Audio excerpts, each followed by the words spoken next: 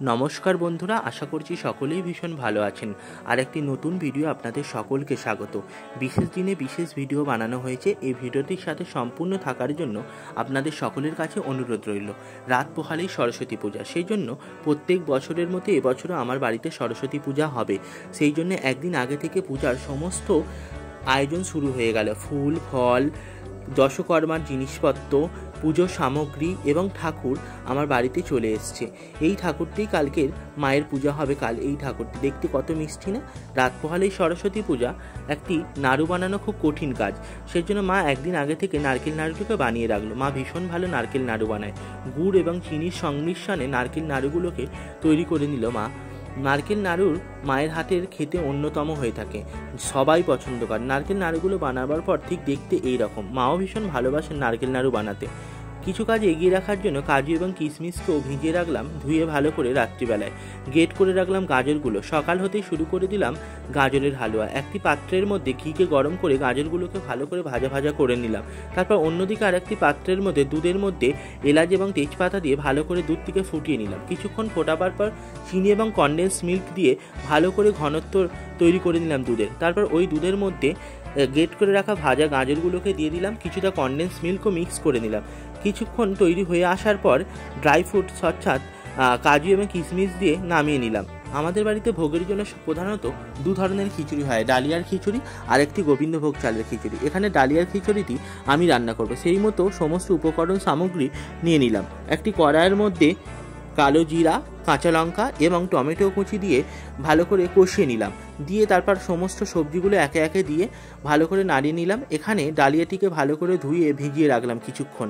তারপর ডালিয়াটি ওর মধ্যে দিয়ে দিলাম, মুগ ডালও দিয়ে দিলাম। দিয়ে ভালো করে কষিয়ে নাড়িয়ে চাড়িয়ে নিয়ে অনেকক্ষণ ধরেই তৈরি করতে হবে এটি। তারপর কষানো হয়ে আসার পরে কিছুক্ষণ পরেই আরেকটি পাত্রে অর্থাৎ প্রেসার কুকারের মধ্যে সমস্ত অংশগুলোকে দিয়ে দিলাম এবং গরম জলও দিয়ে দিলাম। তার মধ্যে ঘি এবং কিছু ভাজা মশলাও দিয়ে দিলাম। দিয়ে প্রেসার কুকারটিকে বন্ধ করে গ্যাসে বসিয়ে দিলাম। কিছুক্ষণ পরেই ডালিয়াটি তৈরি হয়ে গেল। ডালিয়াটি তৈরি হওয়ার পর ভাজা মশলা ঘি দিয়ে একটু নামিয়ে নিলাম।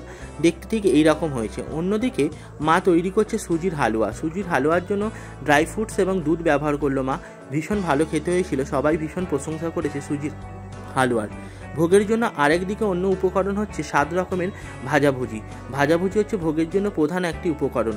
সেই জন্য ভাজাভুজিগুলো মা একে একে সমস্ত ভাজাগুলো করে নিল। এখান থেকে গাজর থেকে, সবজি থেকে, শাক ভাজা থেকে সমস্ত কিছু, আলু, ফুলকপি, উচ্ছে সব কিছুই ভাজাভুজি মা এখানে করে নিল।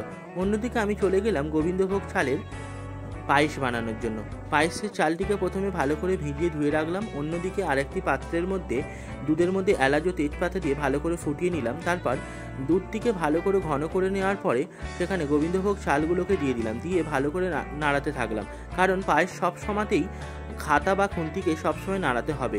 তারপর আরেকটি জায়গার মধ্যে করে কিছুটা পাউডার দুধকে মিক্স করে ওই পায়েসের মধ্যে দিয়ে দিলাম এবং কনডেন্স মিল্কটা অনেকটা বেশি পরিমাণে ব্যবহার করলাম। এবং এই পায়েসটি যাতে আরও খেতে ভালো হয় সেই জন্য এখানে খেজুরের রসের ব্যবহার করলাম, খেজুরের গুড়। তারপর কিছুক্ষণ পরে ড্রাই ফ্রুটস হচ্ছে কাজু এবং কিশমিশ দিয়ে ভালো করে নামিয়ে নিলাম। অন্যদিকে মা ভোগের জন্য অন্যদিকে তৈরি করে নিচ্ছে লুচি, ফুলকো ফুলকো গরম লুচি।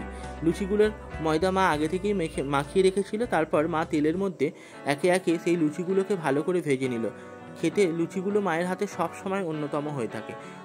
মায়ের হাতের লুচি সবার পছন্দ, যে খেয়েছে সেই গুণগান করেছে মায়ের। সকাল সকাল নিয়ে চলে এসেছিলাম আমার গার্লফ্রেন্ডকে। ও এসেই প্রথমে আলপনার কাজ শুরু করে দিয়েছে। এসে আলপনাগুলোকে দিয়েছিল, যেখানে পূজা হবে সেখানে আলপনাগুলো দিল সুন্দরভাবে। ওর হাতের কাজ খুব সুন্দর হয়। আরেকদিন আপনাদের সাথে ওর হাতের কাজ শেয়ার করব। ভীষণ সুন্দর হাতের কাজ করে ও, অনেক গুণবতী একজন নারী। মাকে চন্দ্রমল্লিকার মালা পরিয়ে ভালো করে সাজিয়ে নিলাম, বেদির মধ্যে বসিয়েও নিলাম। মাকে যেন দেখতে অসাধারণ লাগছে। এখানে আমি আপনাদের সাথে সমস্ত ভোগগুলোকে শেয়ার করলাম, কারণ বাঙালিদের একটি কথা আছে, ভোগ দেখলে নাকি দুর্ভোগ দূর হয়। এখানে সমস্ত ফলগুলোকে কেটে নেওয়া হয়েছে। আর একদিকে অন্য পাত্রের মধ্যে সমস্ত মিষ্টি জাতীয় চিড়ে, মুরগি, নাড়ু, খেজুর, বাতাসার সমস্ত উপকরণ। এখানে 7 ধরনের সমস্ত ভাজাগুলো আছে, ভাজাভুজিগুলো, যেগুলো ভোগের প্রধান উপকরণ বলতে পারেন। সমস্ত ধরনের ভাজাভুজিগুলো রাখা আছে। অন্যদিকে পূজায় নাকি লাগে ছোলা এবং মটর, সেগুলোকে ভালো করে ভিজিয়ে একটি পাত্রের মধ্যে পূজার জন্য দিয়ে দিলাম। কিছুক্ষণ পরেই অন্যদিকে নিয়ে চলে এলাম গাজরের হালুয়াটিকে, তারপর পায়েস। ভোগের জন্য অনেক উপকরণ হয়ে থাকে, অন্যান্য বছর আরও অনেক কিছুই হয়, এবছর যতটা পেরেছি করেছি। যেমন সুজির হালুয়া বানানো হয়েছে, তারপর ডালিয়ার খিচুড়ি। গোবিন্দভোগ চালের খিচুড়িটি তখনও হয়নি, তাই শেয়ার করতে পারলাম না আপনাদের সাথে। এখানে ভোগের জন্য অনেক ধরনের মিষ্টি, সন্দেশ এবং দইকে ব্যবহার করলাম। সেগুলো একটি প্লেটের মধ্যে সমস্ত কিছু সাজিয়ে ভগবানের কাছে নিবেদন করলাম। এবং পুরোহিত মশাইয়ের জন্য এখানে শীতের জন্য চাল এবং 5 ধরনের সবজি এবং 5 ধরনের ফলকে দিয়ে দিলাম। এখানে দুধ আছে, যেটি দিয়ে চরণামৃত বানানো হবে। মাকে যেন অনবদ্য দেখতে লাগছে। সমস্ত ফুল, প্রসাদি সমস্ত কিছু সাজিয়ে ঠাকুরের সামনে রেখে দিলাম। পুজো শুরু হবে এবারে। পুজোর জন্য পুরোহিত মশাই আমাকে 2টি ঘট গঙ্গা জল দিয়ে বললেন গেটের বাইরে কলা গাছের নিচে বসিয়ে দিয়ে আসতে। আমি বসিয়ে দিয়ে এলাম। এখানে আমার জেঠুর মেয়ে মাকে বরণ করে নিলাম। বরণ করার পরেই আরাধনা পর্ব মায়ের শুরু হয়ে গেল। এখানে পুরোহিত মশাই আমাকে বললেন ওনার পাশে বসতে পুজোর সমস্ত ক্রিয়াকলাপ আমাকে সম্পাদন করতে, কারণ প্রত্যেক বছর আমাকেই মায়ের পুজোর কাজে সম্পাদন করতে হয়। পুরোহিত মশাই যা যা আমাকে নির্দেশ দিয়েছেন পূজায়, সেইগুলোকে আমি পালন করার চেষ্টা করেছি। পূজায় প্রত্যেক বছরের মতো আমিই বসি এবং পূজায় উনি সমস্ত যথাযোগ্যভাবে মন্ত্রপাঠ করালেন। আমার পিছনেই বসে আছে আমার গার্লফ্রেন্ড এবং কয়েকটি আমার পাড়ার বাচ্চারা। সেটা আমি পুজোয় এক মনে মাকে স্মরণ করলাম এবং মাকে সমস্ত মনের বাসনা জানালাম। আপনারা জানিয়ে নেবেন, হয়তো জানিয়েছেন। ভীষণ ভালো পুজো করেছেন ঠাকুরমশাই, ভীষণ ভালোভাবে পুজোর কাজ সম্পূর্ণ হয়েছে আমার বাড়িতে। পুজোর পরে সবাই মিলে পুষ্পাঞ্জলি দিতেও বসে গেলাম। মায়ের আরাধনা যত হচ্ছে, মা যেন অসাধারণ রূপ দেখা যাচ্ছে। পুরোহিত মশাই যা যা আমাকে বলেছেন আমি সেগুলোকে নির্দেশগুলোকে যথাযোগ্যভাবে পালন করলাম এবং পুরোহিত মশাই ভালোভাবে পূজাতে সম্পাদন করলেন। পূজার পরেই পূজার হতে হতে বললেন ধুনো জ্বালাতে। ধুনো জ্বালিয়ে দিলাম। ধুনোর গন্ধে সারা বাড়ি যেন মাতারা হয়ে উঠল। ধুনো এক পবিত্র গন্ধ। পরিবারের মঙ্গলার্থে হোমযজ্ঞর কাজ শুরু হয়ে গেল। প্রত্যেক বছরের ন্যায় এবছরও হোমযজ্ঞ হলো। প্রায় এই বছরের পুজো নিয়ে আমার প্রায় 22-23 বছরের পূজা হচ্ছে।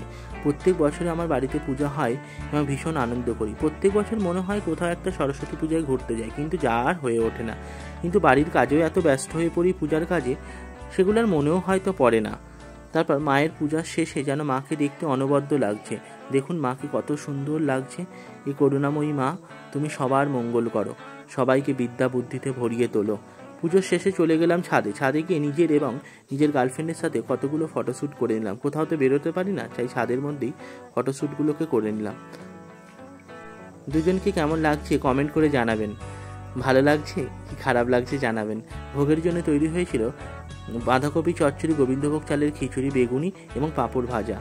ভালো লাগলে ভিডিওটি লাইক, শেয়ার, সাবস্ক্রাইব করবেন। আপনারা সকলে ভালো থাকবেন।